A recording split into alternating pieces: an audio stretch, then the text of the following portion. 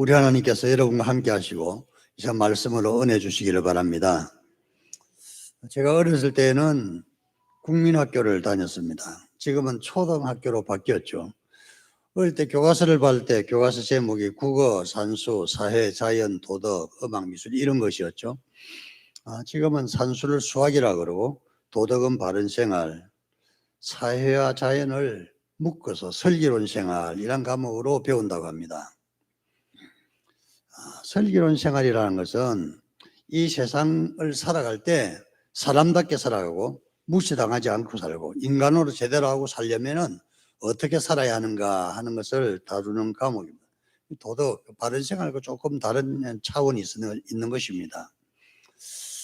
선거철 되면 투표를 해야 되는가, 투표 누구에게 해야 되는가, 이 나라는 어떻게 굴러가고 있는가, 민주주의의 본질은 무엇인가 이런 것들을 배우고 나는 어떻게 살아가야 하나, 건강하게 살려고 그러면은 식사는 어떻게 해야 되나, 고기는 먹어야 되나 말아야 되나, 어떻게 먹어야 되나, 코로나 백신 주사는 맞아야 되나 맞지 말아야 되나, 외식을 할 때 어디 가면 맛있는 음식을 싸게 먹을 수 있는가 이런 것들이 설계론 생활에 해당한다고 보겠습니다. 드라마 중에서 설계론 의사생활이란 드라마가 있었습니다. 의사들은 어떻게 살아가는 것이 설계론 의사생활일까? 의사도 사람이니까 먹고 자는 것, 의사란 직업, 그 직업을 가진 사람들이 모이게 되면 사람 냄새가 나는 것이죠. 의사도 다른 사람들처럼 꼭 같다는 것을 이 드라마는 알려주고 있습니다. 사랑도 하고 결혼도 하고 환자 돌보다가 실수를 하기도 하고 의사들이 모두가 다 슈바이처럼 생각을 가지고 있는 것은 아닙니다. 슈바이처 같은 사람은 1000명에 10,000명에 1명 있을까 말까이고 대부분은 의사들도 다른 사람들처럼 자기 직업에서 만족을 얻는 것이죠. 설계론 의사생활이란 드라마를 제가 자세히 보질 않았지만은 그 설계론 의사생활을 기획한 드라마의 기획 목적이 나와 있는데 보니까 평범한 의사들의 이야기인데 적당한 사명감을 가지고 기본적인 양심을 가지고 있고 슈바이처가 되기보다는 하루하루 그 주어진 일에 충실하려고 하는, 그래서 그 드라마를 보는 사람이 공감을 할 수 있는 그런 드라마를 만들기로 기획을 했다는 것입니다. 감동을 주기보다는 공감을 하는, 그래서 드라마를 보고 있던 사람이 자기도 모르게 같이 웃을 수 있는 그런 드라마를 만들었다는 것입니다. 오늘은 평신도주일인데 저는 평신도들이 교회 생활을 하면서 다른 사람들이 보기에 저분 신앙생활 저렇게 하는구나 하면서 미소를 띠게 할 수 있는 그런 평범하면서도 그래도 또 교인다운 교회 생활을 하는 것이 어떤 생활일까 하는 것을 염두에 두면서 말씀을 드렸습니다.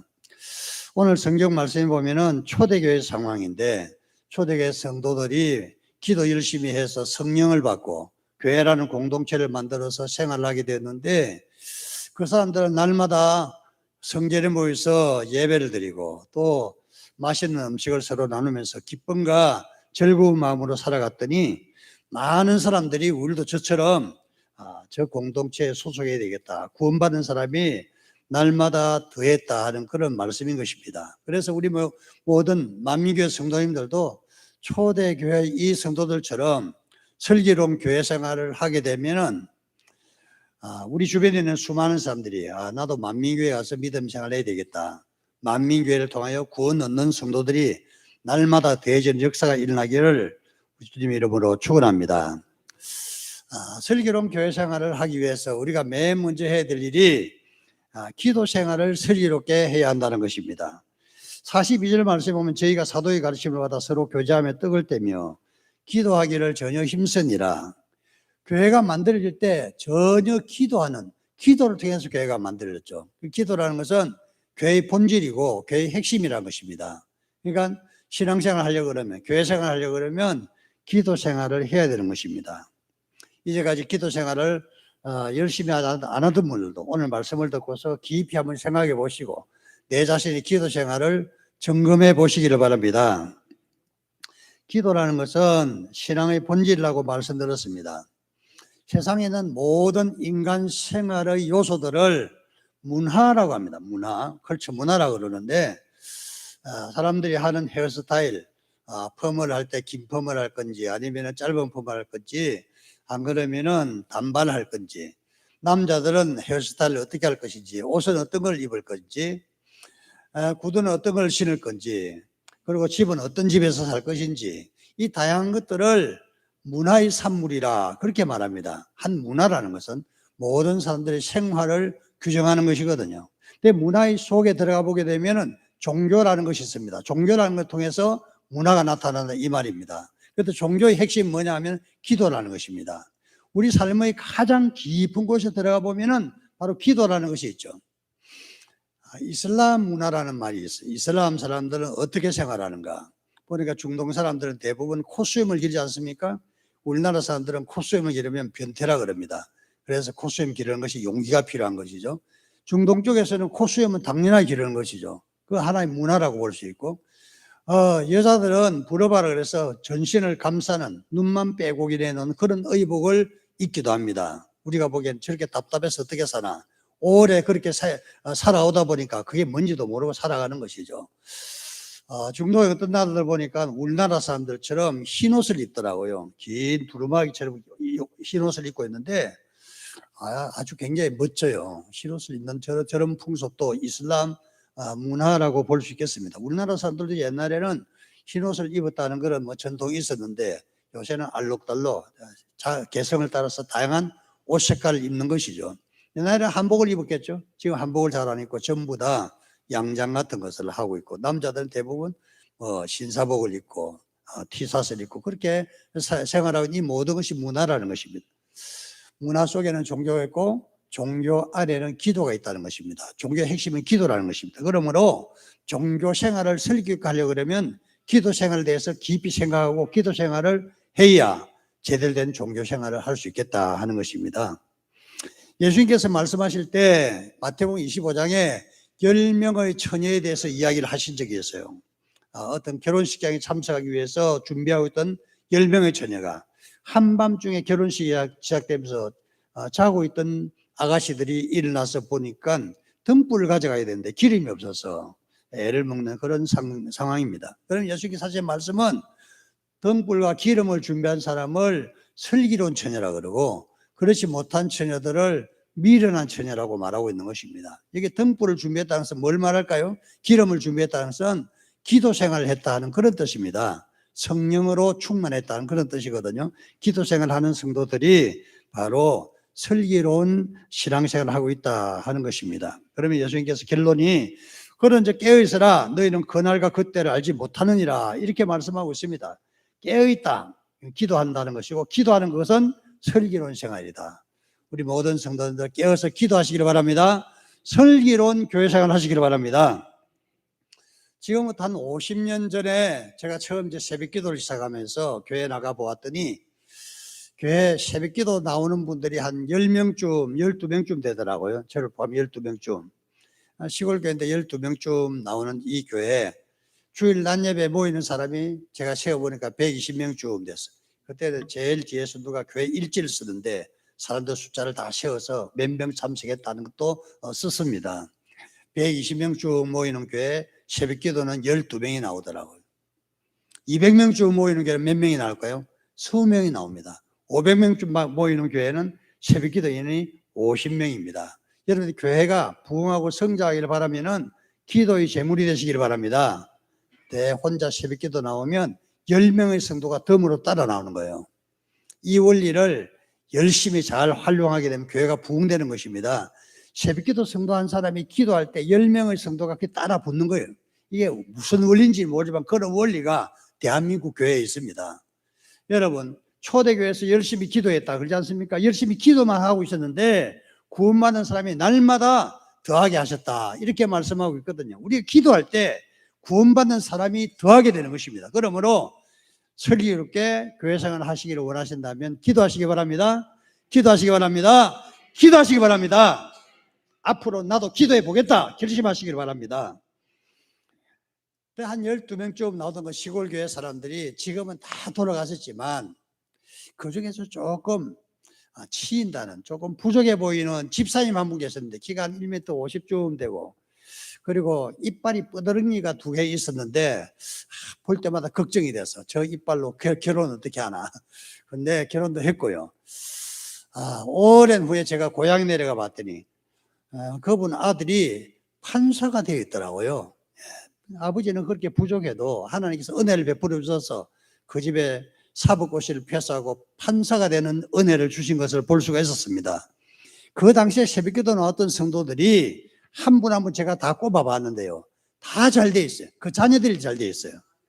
내가 새벽기도를 하게 되면 그 열매를 따먹는 사람 누구냐 하면 우리 아들, 딸들이라 이 말이에요. 여러분, 기도하는 것이 내 당대에는 아무 효과도 없는 것처럼 보일 수도 있습니다만은 여러분의 아들, 딸들이 잘 된다는 것, 그 분명히 유념하시고 기도 한번 해보시기 바랍니다.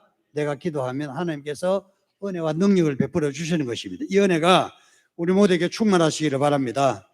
두 번째로, 슬기로운 교회생활 두 번째는 뭐냐? 교회 모이기를 힘써야 한다는 것입니다. 오늘 말씀 2장 46절에 보니까 날마다 마음을 같이하여 성전에 모이기를 힘쓰고, 성전에 모이기를 힘썼다. 성전에 모여서 뭘 합니까? 하나님께 예배하는 것입니다. 말씀을 듣고 기도하고 하나님을 찬양하는 그 일을 성전에서 했던 것입니다. 이 일을 하기 위해 성전에 모이는 건데, 성전에 모이기를 힘썼다는 이 말은 열심히 모였다 하는 그런 뜻이 되겠습니다. 우리가 열심히 교회에 모일 때 하나님께서 은혜를 베풀어 주셔서 구원받는 사람의 수를 날마다 더하게 하시니라, 이 은혜가 임하게 되는 것입니다. 예배를 잘 들으시기 바랍니다. 예배를 잘 하시기 바랍니다.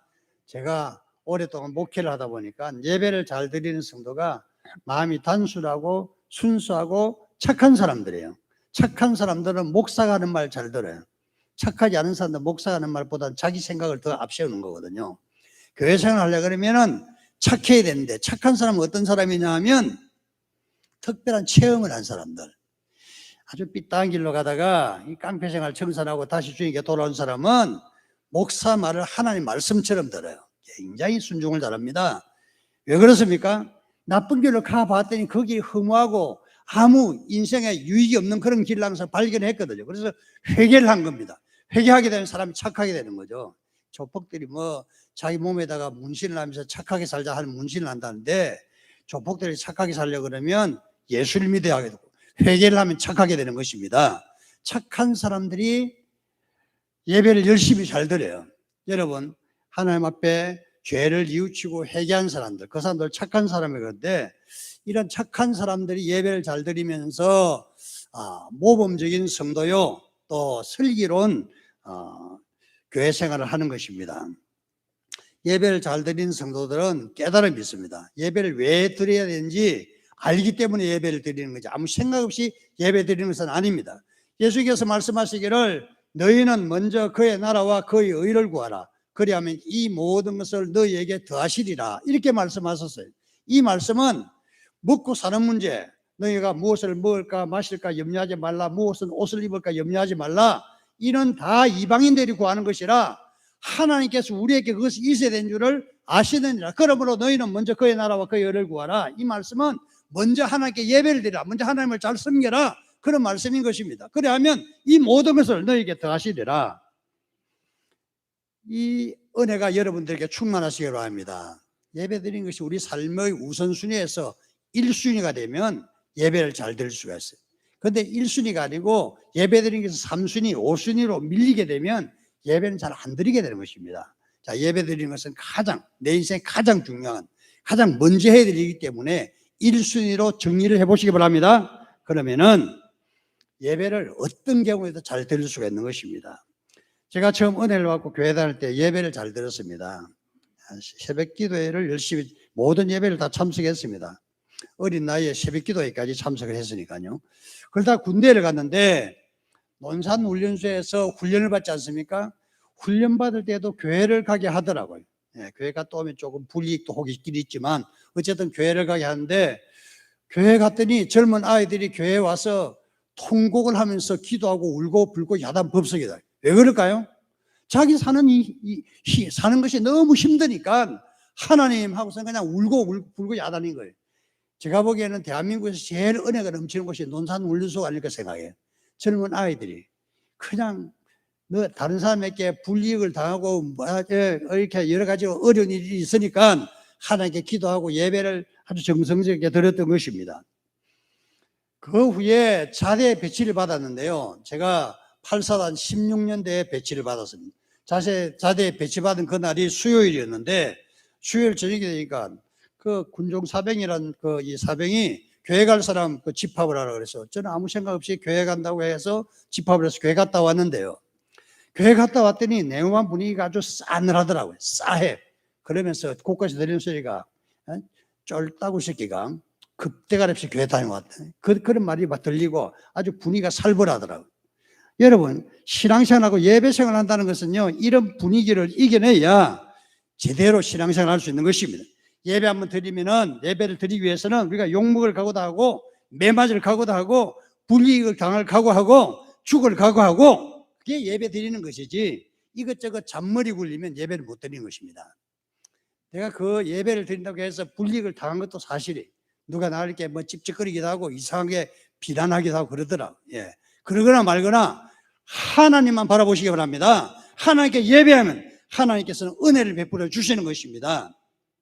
제가 그렇게 예배를 열심히 드렸더니 그 당시 군종사병이 무슨 불미스러운 일로 그냥 다른 데로 가버리고 군종사병을 다시 뽑는데 군대교회 목사님이 그 수많은 사병들 중에서 저를 선택했어요. 신학교를 다니다가 온 사람 여러 명이 있었습니다. 그런데 저를 선택했는데 왜 선택했을까요? 저는 저 안 보고 그냥 예배 열심히 드리니까, 예배 열심히 드릴 때 와서 보면 기도 열심히 하고 그러니까 이 사람이면 충분하겠다 생각해서 저를 선택했던 것입니다. 군 목사님이 감리교 목사님이신데 저를 나중에 감리교 신학대학교로 인도한 분이기도 합니다. 여러분, 우리가 하나님께 예배하면은 정말 하나님께서 은혜를 베풀어 주십니다. 또 내가 열심히 예배하면, 열심히 하나님 앞에 모이게 되면, 예배하게 되면 하나님께서 나를 통해서 수많은 사람들을 주님의 교회로 불러주시는 것입니다. 예배를 잘 드리려고 그러면 만민교회 가야 되겠다. 만민교회 가니까 예배를 잘 드리더라 하는 그런 소문이 나면은 중간에서 왔다 갔다 하는 사람들이 만민교회 가자 하는 그런 소문이 나게 되고 만민교회 오게 되는 것입니다. 내가 예배를 잘 드리면 무언의 전도가 되는 것입니다. 이 은혜가 충만하시기를 주님의 이름으로 축원합니다. 세 번째로 슬기로운 교회 생활은 기쁜 마음으로 음식을 나누는 것입니다. 오늘 말씀 46절에 보면 집에서 떡을 떼며 기쁨과 순전한 마음으로 음식을 먹었다 이렇게 말씀하고 있죠. 다른 사람을 기쁜 마음으로 대접하는 것이 슬기로운 교회 생활인 것입니다. 다른 성도들을 집에서 자기 집에 모시고 식사 대접하는 것, 이것을 말씀하고 있는 것이거든요. 식사 대접을 하는데 기쁘고 즐거운 마음으로 식사 대접을 하는 것을 말하는 것입니다. 내가 다른 사람을 대접하게 되면 다른 사람들도 나를 대접하게 되죠. 이것은 만고불변의 진리입니다. 물론 개중에는 그렇지 않은 분들도 혹 계셔요. 그저께 5시가 넘어서 어떤 목사님이 전화가 오기를 집에 있냐고, 집에 있다고 그랬더니 사택에 올라갈까 그래서, 아니 사택에 올라오지 마세요. 목양실에서 봅시다 하고 목양실에서 만나서 좀 이야기하다 보니까 식사 시간인 것 같아서 우리 식사하러 갑시다 하고 목사님 두 분이 오셨는데 식사하러 갑시다. 그래서 내가 이제 사겠다고 식사하러 가자 그랬더니 좋다고 그래서 식사하러 갔습니다. 식사를 간단한 걸 시키고 식사를 시켰는데 이 목사님이 오늘 식사는 내가 계산하겠다 그러더라고요. 그러니까 집사람이 아니 우리가 초대했는데 무슨 소리냐고 우리가 내겠다고 그랬더니 그 목사님이 아니 오늘 내가 내겠다고 하면서 카드를 내가지고 왔다 갔다 하시더라고요. 그래서 집사람이 아니 우리가 내겠다고 그러니까 또 내가 내겠다고 해서 집사람한테 제지를 했어요. 가만두라고. 저희가 계산하려 할 때는 놔두는 게 좋겠다고. 왜냐하면 이 목사님은 내가 수없이 대접을 해보았지만 항상 내가 돈을 내게 하는 목사님이에요. 그 다른 목사님들 이야기 들어보니까 저분은 계산하는 법이 없다 그러더라고. 그러거나 말거나 성경 말씀에는 주는 자가 받는 자보다 더 복되다 이렇게 말씀하셨거든요. 주는 자가 받는 자보다 복되다. 믿으십니까? 네, 주는 자가 그냥 대접하고 내가 대접 안 받으면 천국에 상이 있는 거고 대접하고 대접받으면 상이 날아가 버리는 거거든. 그러니까 괜찮다고. 그래서 항상 대접했는데 드디어 이제 본인이 대접을 한다 그래서 뭐 그 놔두라고. 다음에 우리가 또 대접하면 되지 뭘 그러냐고. 사실 이 목사님이 얼마 전부터 달라진 것 같더라고요. 이 목사님이 그전에는 항상 내가 계산하도록 생각해보면 내가 교회가 좀 사이즈도 있고 그러니까 자기는 조그만 교회니까 그런 생각을 하는 것 같긴 한데 어쨌든 그렇게 하다가 몇 달 전에는 우리 부부를 불러서 식사 한번 하자 그러더니 일식집에 그 쿠에 가서 식사 대접을 하더라고. 굉장히 큰 마음을 냈다고 저는 생각해요. 그렇게 하도 이번에 또 자기가 또 낸다 그래서 과거에 제가 뭐 여러 번 우리가 대접했으니까 괜찮다고 생각해요. 어쨌든 대접을 하면은 대접을 받는 것이고 대접하고 같이 식사를 나누는 것은 아주 즐거운 일이라는 겁니다. 즐겁고 기쁜 일이고 행복한 일입니다. 자, 목사님들끼리 그렇게 해도 되고 우리 성도님들끼리도 식사를 서로 잘 나누시기를 바랍니다. 식사를 잘 나누시기 바랍니다. 돈을 좀 쓰시기 바랍니다. 돈을 쓰셔야 돼요. 그래야 잘 모이는 거거든. 자, 이제 분위기가 좋아지는 거거든요. 코로나 때문에 교회 식당에서 밥을 오랫동안 먹지 못해서 안타까운 생각이 좀 있어요. 빨리 이것을 회복해야 될 것 같은데 여전히 우리가 조금 두려운 마음이 있는 것이죠. 일반 식당에 가보면은 식당에는 좀 되는 식당에는 사람들로 메어 터지는 걸 보면은 식당에 오는 사람들은 코로나를 1도 겁내지 않는 것 같아. 교회에서 식사할 때는 100을 겁내는 것 같아. 여러분, 교회에서 식사할 때 겁내지 마시기 바랍니다. 괜찮아요.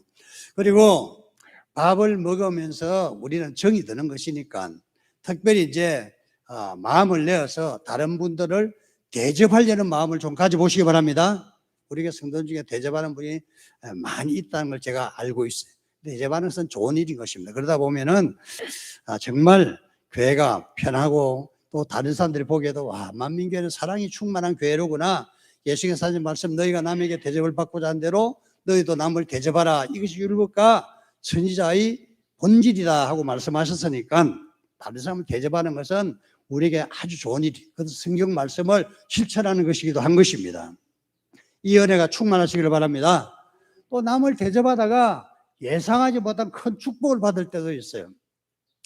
나이가 40쯤 되는 대학교 교수님이 한 분이 대학에 출근을 하는데 걸어서 다니기도 하고 자전거를 타고 다니기도 하고 그랬습니다. 어느 날 자전거를 타고 공원을 지나가다 보니까 공원 벤치에 나이가 꽤 많아 보이는 한 85 이상쯤 돼 보이는 할아버지 한 분이 좀 외롭게 앉아 있는 것을 보고서 가다가 멈춰서 자전거를 내려서 그 할아버지 옆으로 와서 벤치에 앉았습니다. 그러면서 학교에 가져가서 먹으려고 하던 샌드위치를 꺼내서 그 할아버지하고 반씩 나눠 먹었죠. 근데 그 할아버지가 사양도 하지 않고 같이 나눠 먹었어. 이런저런 이야기를 하고 그 다음날도 가니까 또 거기 앉아 계셔요. 그래서 또 샌드위치를 반씩 나눠 먹고 그 다음 날부터는 교수님이 아예 2인분을 싸가지고 왔어요.